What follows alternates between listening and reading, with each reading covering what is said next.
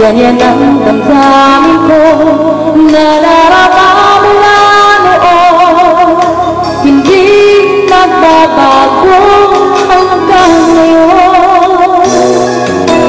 Bakit kaya pag nakausap ka, di nakakasawa ang iyong pagsalita? Tulad ng isang awiting ay gandang pakinggan, mula sa simula hanggang wakas.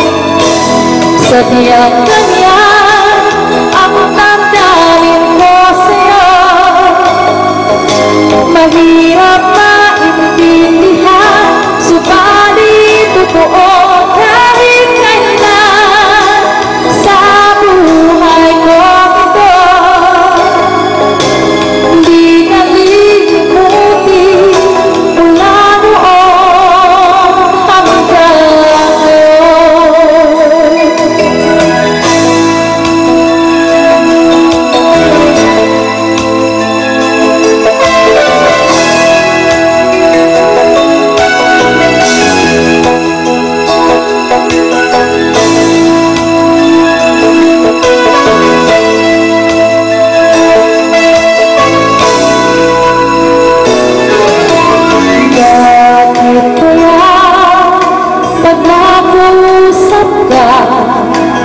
Di nakakasawa ang iyong pagsalita, tulad ng isang awiting may